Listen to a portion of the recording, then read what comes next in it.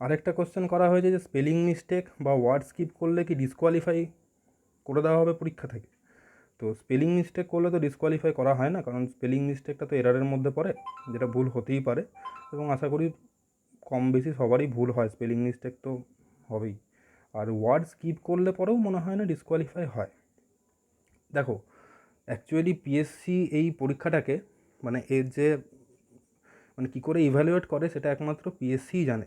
কারণ আমি আগের ভিডিওটাতেই বলেছিলাম যে টাইপিং শেষ হওয়ার পর পিএসসির তরফ থেকে কী করা হয়, যেই পেজ যেটা আমি টাইপ করেছি তার একটা প্রিন্ট আউট দেওয়া হয়। সেই প্রিন্ট আউটের নিচে সই করতে হয়, সম্ভবত রোল নাম্বার আর ডেট দিয়ে পরে আবার পিএসসিকে জমা করতে হয়, মানে যারা ওখানে থাকে তাদের হাতে জমা করতে হয়।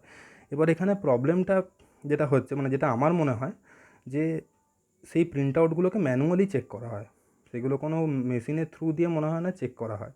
তো যদি ম্যানুয়ালি, আমি যেটা ভাবছি সেটা যদি ঠিক হয়, মানে ওই প্রিন্ট আউট মানে পেজগুলোকে যদি কেউ ম্যানুয়ালি চেক করে, তো সেক্ষেত্রে মনে হয় না স্পেলিং মিস্টেক বা ওয়ার্ড স্কিপ করলে ডিসকোয়ালিফাইয়ের কোনো ব্যাপার থাকবে। তো সেই জন্য স্পেলিং মিস্টেকের জন্য তো ডিসকোয়ালিফাই করবেই না, আর ওয়ার্ড যদি একটা স্কিপ হয় তাতেও আমার মনে হয় ডিসকোয়ালিফাই হওয়ার কোনো জায়গা নেই।